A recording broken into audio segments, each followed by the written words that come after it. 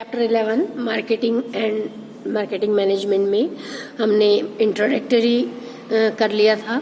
उसके बाद मीनिंग देखा था मार्केटिंग का, और मीनिंग ऑफ मार्केटिंग में हमने एक डेफिनेशन भी देखी थी क्लार्क एंड क्लार्क की। इन सभी को देखने के बाद हमने एक exchange in the essence of marketing ये समझा था। इसमें हमने ये समझा था कि जो मार्केटिंग का सार होता है वो एक्सचेंज होता है, मतलब विनिमय होता है। जब हम वस्तुओं का लेन देन करते हैं, सेवाओं का लेन देन करते हैं, तो उसमें एक्सचेंज फैक्टर एक होना चाहिए, तभी वो हमारी मार्केटिंग का एक तत्व है या माना जाएगा। तो इसलिए सबसे पहले यदि मार्केटिंग हमें करनी है तो उसमें एक्सचेंज फैक्टर बहुत इम्पोर्टेंट होगा। इसके बाद कंडीशंस ऑफ एक्सचेंज भी दी थी जो हमने देखी थी। उसके बाद हमने ये 2 पॉइंट और देखे थे, what can be marketed and meaning of marketer. हमें आज से स्टार्ट करना है मार्केटिंग फंक्शन। मार्केटिंग फंक्शंस में हमने मीनिंग इसका देखा था, मीनिंग आपको समझा दिया गया था। अपन एक बार और देखेंगे इसे। Marketing functions refer to a series of specialised activities involves in a marketing of goods and services. Marketing is concerned with exchange of goods and services from producer to consumers in such a way that maximize the satisfaction of customers' need. Marketing functions may be broadly classified into 3 categories: functions of exchange, functions of physical supply, and facilitating function. इस प्रकार marketing का अर्थ जो है वह हम एक वस्तु को जब प्रोड्यूसर से लेकर उत्पादक से लेकर के उपभोक्ता तक पहुंचाते हैं, तो जितनी भी उसमें एक्टिविटीज होती है, जितनी भी क्रियाएं सम्मिलित की जाती है, वह सब मार्केटिंग में आती हैं। इन्हें विपणन कार्य के नाम से भी जाना जाता है। यदि हम कहें कि वस्तुओं का एकत्रीकरण, डिस्ट्रीब्यूशन और उसे इक्वेलिटी से हम कितने अच्छे से जिन्हें उसकी आवश्यकता है, मतलब जो कस्टमर्स हैं, कंज्यूमर्स हैं, उन तक यदि हम पहुंचा देते हैं तो वो हमारा मार्केटिंग का एक हिस्सा होगा या मार्केटिंग के कार्य की श्रेणी में ही आएगा। विपणन के कार्यों में या मार्केटिंग के कार्यों में मुख्य रूप से जो होता है वो संग्रहण करना, मतलब वेयर हाउस की व्यवस्था करना या भंडारण की व्यवस्था करना, फाइनेंस की मैनेजमेंट करना, परचेज सेल्स, जो ट्रांसपोर्टेशन है वह, और जो हम रिस्क लेते हैं, जो रिस्क बियर करना कहलाता है, उसका भी एक भाग होना चाहिए। तभी ये सब मिलकर के और मार्केटिंग बनता है। मार्केटिंग को जो फंक्शंस हैं उसे मुख्य रूप से 3 भागों में बांट दिया जाता है।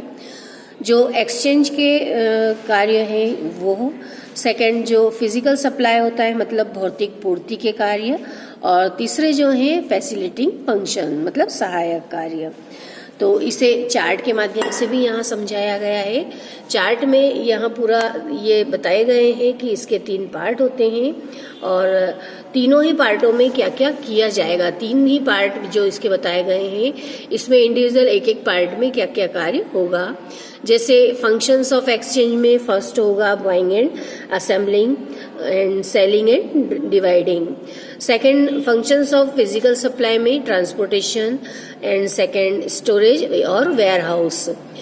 थर्ड जो फैसिलिटिंग फंक्शंस है उसमें research, product planning and development, standardisation and grading, packaging, branding, promotion, pricing, financing and risk bearing.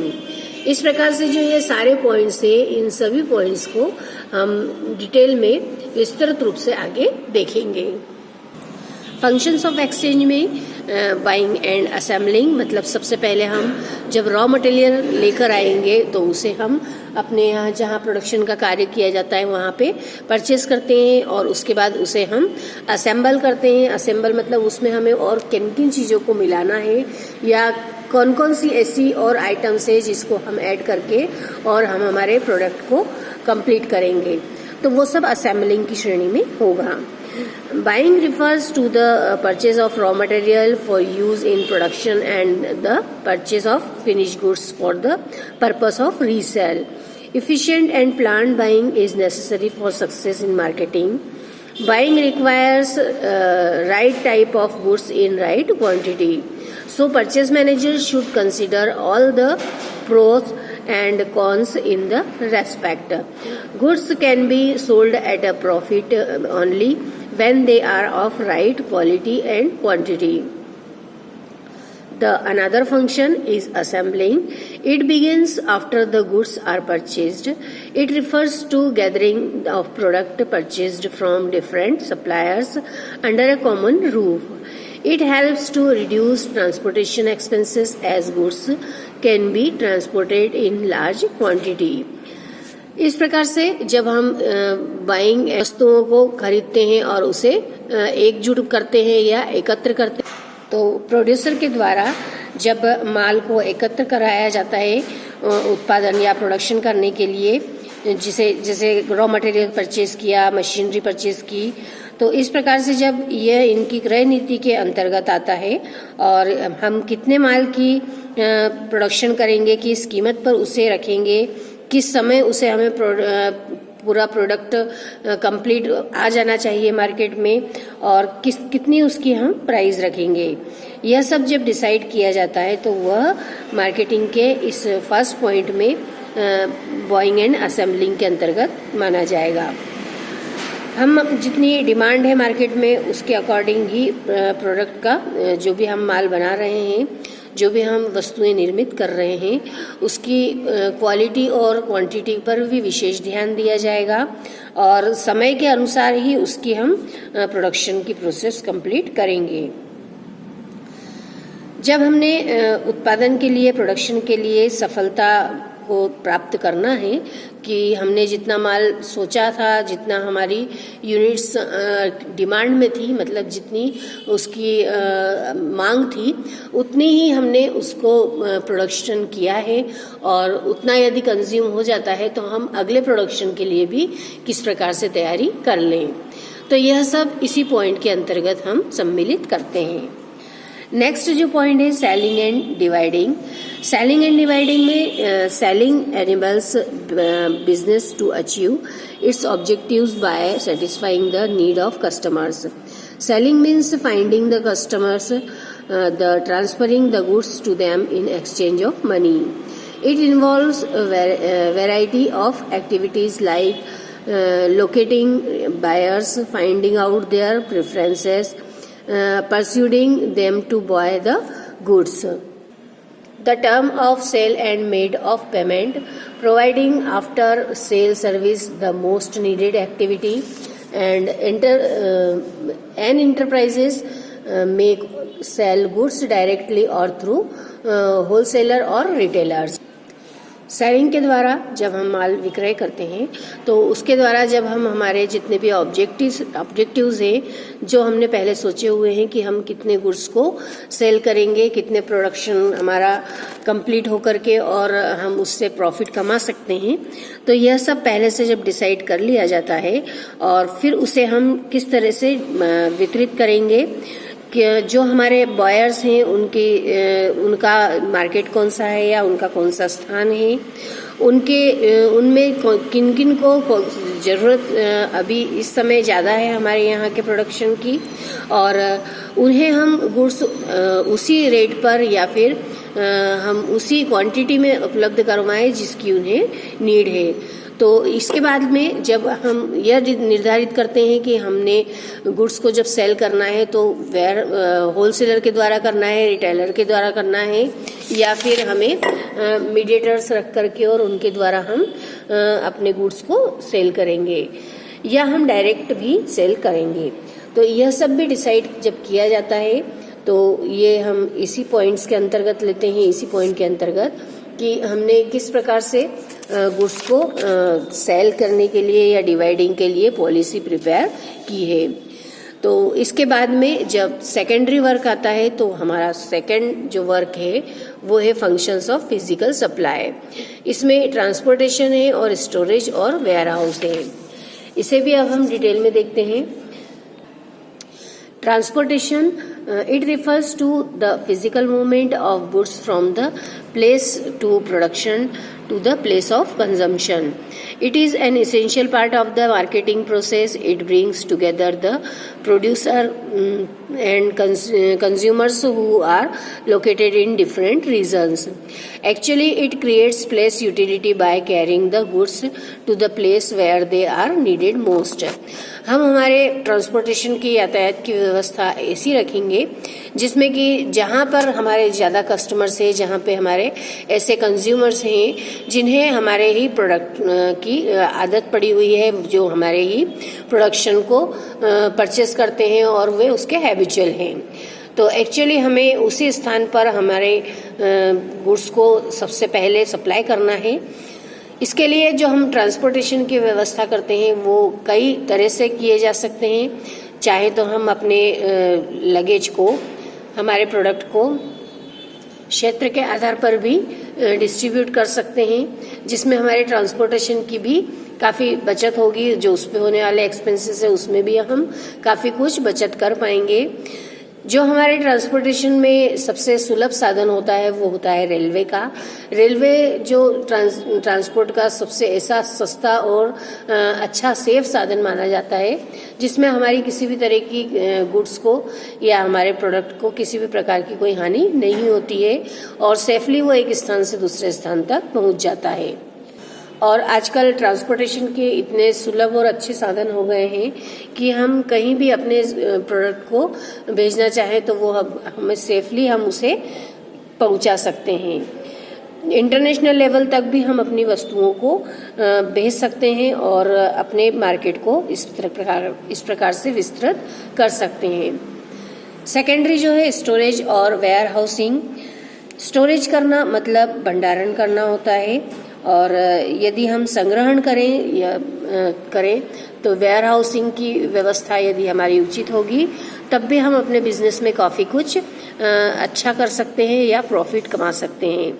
Storage refers to the process of holding and preserving goods for use in future. For this goods must be properly stored to protect them from fire, theft, damage, etc. Storage creates time utility by bridging the gap between the time of production and consumption. It makes goods available to buyer as and when required. It also helps in controlling fluctuations in price by adjusting supply with demand. जो storage की हमारी समस्या होगी उसके लिए हम यह व्यवस्था पहले से ही कर लेंगे कि जब हम हमारे गुड्स को या हमारे प्रोडक्ट को सुरक्षित रखना चाहते हैं तो विशेष मौसम में जो उत्पन्न होने वाली ऐसी कई बीमारियां हैं या फिर जिससे बारिश में हमारे जो अनाज होते हैं उस पर काफ़ी कीड़े लग जाते हैं, तो उसे स्टोर करने के लिए हम जो उसमें डालने वाली दवाइयाँ होती है, जो उस पर छिड़कने वाले केमिकल्स होते हैं, उनकी व्यवस्था पहले से ही करके रखें। जो हमारा वेयर हाउस है, संग्रहण का स्थान है या जिसे हम भंडारण कह सकते हैं, वहाँ पर भी हम हमारे ऐसे रूम्स को प्रिपेयर करें जिसमें कि हम अपने प्रोडक्ट को सेफली रख सकते हैं। आजकल संग्रह की या कलेक्शन की, स्टोरेज की इतनी अधिक वैज्ञानिक सुविधाएं हो गई है कि शीघ्र नष्ट होने वाली वस्तुओं को भी लंबे समय तक हम सुरक्षित रख सकते हैं। अनेक बार उत्पादक जो होंगे, प्रोड्यूसर, उनको बाजार में उनकी वस्तु का सही मूल्य नहीं मिल पाता है, तो वह अपने उत्पादों का जो प्रोडक्ट रहता है उसका संग्रह कर लेते हैं और जब उसकी डिमांड होती है, जब उसके अच्छे रेट आते हैं, तब वे उसे सेल आउट करते हैं। तो मार्केटिंग में जो स्टोरेज का है इसलिए काफ़ी महत्व हो गया है। संग्रह के लिए, कलेक्शन के लिए या स्टोरेज के लिए विभिन्न प्रकार के जो गोडाउन्स होते हैं, गोदाम होते हैं, उनकी भी आवश्यकता होती है, जैसे कि हम कोल्ड स्टोरेज में कई ऐसी चीज़ें हैं जो हम रख करके और उसको सेफ रख सकते हैं। जनरली जो कंज्यूम होने वाली चीज़ें हैं जो आवश्यक होती है पूरे वर्ष भर, जिनकी आवश्यकता पड़ती है, ऐसी वस्तुओं को हम कोल्ड स्टोरेज में रख करके और पूरे वर्ष उसकी पूर्ति करवा सकते हैं। तो इसलिए स्टोरेज एंड वेयर हाउसिंग का बिजनेस में काफ़ी इम्पोर्टेंस होता है। फैसिलिटिंग फंक्शंस में जो इसके सहायक कार्य हैं उनमें पहला है research.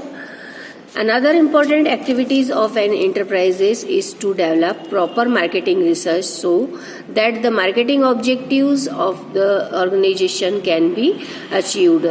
It is the process of gathering and analyzing facts relating to any problem in marketing.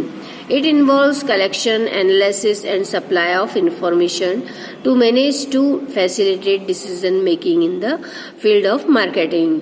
It is helpful in understanding and satisfying the need of customers with the right product at the right time and place at the right price.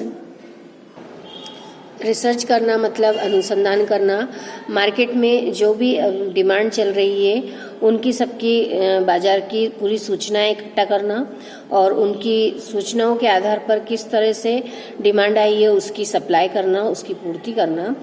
Marketing से संबंधित जितनी भी informations मिलती है उन सबको collect करके और बिजनेसमैन अपनी जो मार्केटिंग की पॉलिसी होती है उसे भी निर्धारित करते हैं और उसमें समय समय पर परिवर्तन भी करते रहते हैं।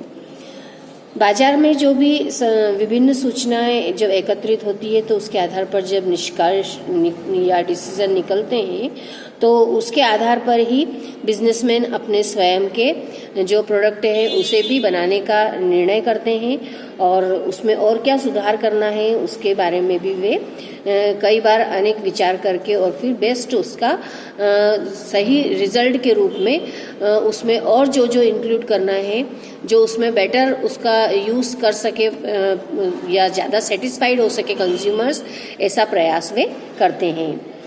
तो जितने भी आंकड़े उनके पास आते हैं, जितने भी डिजिट्स उनके पास आते हैं, उन सूचनाओं के आधार पर ही वे अपने प्रोडक्ट की पॉलिसी को चेंज करते हैं और अपने प्रोडक्ट को मार्केट में लॉन्च करते हैं। इसके बाद जो सेकंड पॉइंट है प्रोडक्ट प्लानिंग एंड डेवलपमेंट। तो द प्रोडक्ट प्लानिंग और designing means to make product attractive to the target customers. A good design can improve performance of a product and also give it a competitive advantages in the market. Product planning and development has become very important in modern times due to the every changing expectations of customers, growing competition and technological progress. जितनी भी इनकी progress हम करना चाहते हैं, technological जितनी भी नई नई तकनीकें आ गई हैं उन सभी तकनीकों को ध्यान में रखते हुए उनको इंक्लूड करते हुए प्रोड्यूसर इस बात के लिए तैयार रहते हैं कि जितनी भी उनकी डिमांड मार्केट में चल रही है उसके अकॉर्डिंग हम प्रोडक्ट को करके कंप्लीट करके या ऐसे गुड्स का प्रोडक्शन करें, ऐसी वस्तुओं का निर्माण करें जो कि कस्टमर्स को काफ़ी सेटिस्फाइड कर सके।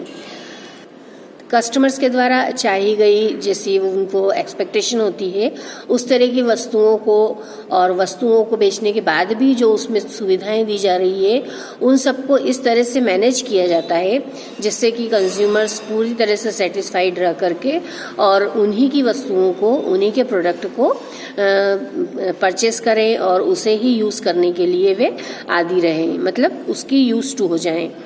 इसलिए प्रोडक्ट का प्लानिंग और डेवलपमेंट के लिए बहुत ज़रूरी होता है कि हम मार्केट में जो रिसर्च से जो हमारे डिसीजंस निकले हैं उनके आधार पर हम अपने बिजनेस को एक ऐसी दिशा में डाइवर्ट कर दें या मोड़ दें जिससे कि हम ज़्यादा से ज़्यादा प्रॉफिट भी अर्न कर पाएँ और मैक्सिमम कस्टमर्स का सेटिस्फेक्शन भी हो सके। थर्ड पॉइंट है standardisation and grading. Standardization refers to producing goods of predetermined specification that helps in achieving uniformity and consistency in the output. It ensures the buyers that goods conform to the predetermined standards of quality, price and packaging. Grading, on the other hand, in the process of classification of product into different groups based on its important features such as quality, size, etc.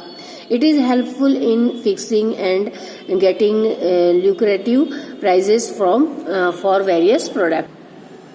इस प्रकार से standardisation मतलब जो प्रमापीकरण किया जाता है या जो ग्रेडिंग की जाएगी, उसमें जब हम वस्तुओं के गुण को, आकार को, जो उसकी मेरिट्स है, जो उसके लाभदायक तत्व हैं, जो उसकी साइज है, जो उसकी क्वालिटी है, कलर है, इन सब के आधार पर हम एक कुछ स्टैंडर्ड बना लेते हैं या प्रमाप बना लिए जाते हैं। यदि किसी वस्तु का प्रमापीकरण हो जाता है, मतलब उसे स्टैंडर्ड तरीके से हम देख लेते हैं कि हमें किस तरह से इसे बनाना है, तो जनता को उस वस्तु पर विश्वास हो जाता है, क्योंकि वे एक बार उस वस्तु का यूज कर चुके होते हैं। तो जो प्रमापित वस्तुएं होती हैं, उन्हें ग्राहक, जो कस्टमर्स होते हैं, वो बिना किसी भी जांच पड़ताल के परचेस कर लेते हैं। उसमें वे बिल्कुल जो उनकी ग्रेड दी गई है उसके आधार पर ही देख करके और वे उसे परचेस कर लेते हैं।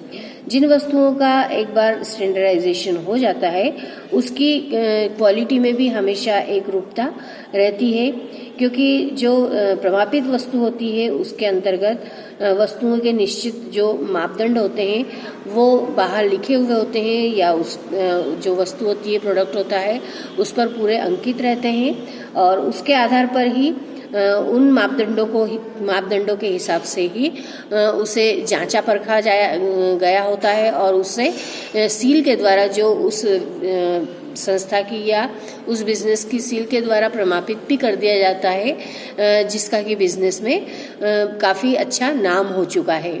तो इसलिए इसमें जो ग्रेडिंग की जाती है वह काफ़ी इम्पोर्टेंट होती है, और बिजनेसमैन अपनी जो प्रमापित वस्तुएं हैं, स्टैंडर्ड वस्तुएं बना करके ही मार्केट में निकालते हैं। तो यह मार्केटिंग में बहुत इम्पोर्टेंट रखती है कि एक बार यदि किसी का हम विश्वास जीत लेते हैं या वस्तुओं को वे उपयोग करने के आदी हो जाते हैं, तो आगे उसके मार्केटिंग के लिए हमें बहुत ज़्यादा एक्सपेंसेस करने की आवश्यकता नहीं होती है।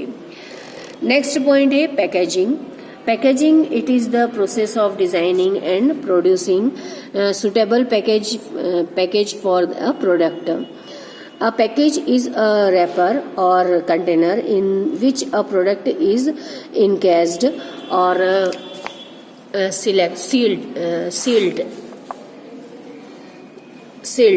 It protect the product during storage and transportation. It also reduces the risk of spoiling, breakage, leakage, etc. It enables the manufacturer to provide useful information as date of packaging, use, price, date of expiry, it needs, etc. to the customers. A good package acts as a silent salesman in self-service stores such as super bazaars, big bazaars, supermarket, etc. तो इस प्रकार से जो packaging होती है, जो उसका आवरण होता है या जो रैपर होता है, तो वह वस्तुओं को उपभोग के पूर्व सुरक्षित करना और शुद्ध बनाए रखने के लिए बहुत आवश्यक होता है। पैकिंग के लिए जो बॉटल्स होती है, डिब्बे, कंटेनर्स होते हैं, बोरे होते हैं, और टीन के जो पैकेट्स होते हैं, जिन्हें डब्बे कहा जाता है, कनस्तर कहा जाता है, और जो पीपे होते हैं, जो हम जिसे बॉटल्स कहते हैं, और प्लास्टिक के बैग्स, इनका भी यूज़ करके और हम बहुत अच्छी पैकिंग करके और अपने प्रोडक्ट को बहुत ही अट्रैक्टिव बना सकते हैं। जिस तरह से हम बहुत अट्रैक्टिव बना करके उससे सेल आउट करेंगे या मार्केट में निकालते हैं, जनरली जब हम बिग बाजार, सुपर बाजार या इस तरह के मार्केट में, जहाँ पर उसे कैरी करना काफ़ी आसान हो जाता है कस्टमर्स के लिए, तो वहाँ पे जब हम इसे अच्छी पैकिंग के द्वारा शो करते हैं या रखवाते हैं, तो तो भी हमारी सेल काफ़ी अच्छी हो जाती है। और बहुत से कस्टमर्स ऐसे होते हैं जो उसके ऊपर के आवरण को देख करके ही वस्तुओं को परचेस कर लेते हैं, क्योंकि उसके ऊपर उसकी डेट ऑफ मैन्युफैक्चरिंग, पैकेजिंग किस प्रकार की गई है, प्राइस, किस तरह से उसे यूज़ करना है और उसकी एक्सपायरी डेट कब है, यह सब उस पर शो कर दी जाती है। तो इस तरह से उन्हें विश्वास होता है कि जो उन्होंने वस्तुएं की है वो परचेस की है वे उसी मानक पर या वही स्टैंडर्ड की है जो वे पहले यूज़ कर चुके हैं। नेक्स्ट पॉइंट है branding. Branding is the process of giving a separate identity to the product